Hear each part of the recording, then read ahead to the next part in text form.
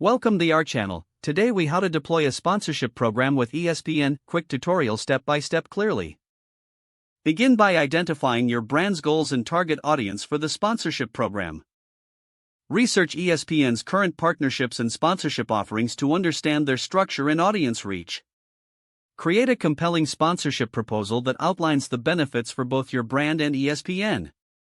Include detailed metrics and data to support your proposal, demonstrating the potential impact of the partnership. Reach out to ESPN's sponsorship sales team through their official website or LinkedIn. Prepare for initial discussions by briefing your team on the sponsorship objectives and negotiation strategies. Be ready to articulate how your brand aligns with ESPN's values and audience. Discuss potential sponsorship formats, such as event sponsorships, digital placements, or content partnerships. Negotiate terms that are mutually beneficial, including duration, financial contributions, and promotional commitments. Outline clear performance metrics to evaluate the success of the sponsorship. Finalize the agreement and ensure both parties have signed the contract. Develop a launch plan that includes promotional efforts across your channels and ESPN's platforms. Monitor the implementation of the sponsorship to ensure adherence to the agreed-upon terms. Gather data and feedback throughout the sponsorship period to assess its effectiveness.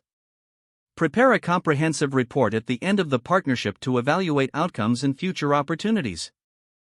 If the page does not load, refresh the browser or try again in a private or incognito window. Make sure you are using the correct email address, then retype it carefully to avoid small typos. If your password is not accepted, use the reset option and create a new strong password you can remember. Check your spam folder for verification or security emails, then complete any requested confirmation steps.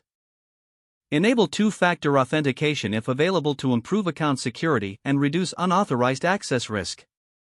After signing in, review your profile details so your contact information and settings are accurate and current. If you see an error message, note it down and try again after restarting your device and internet connection.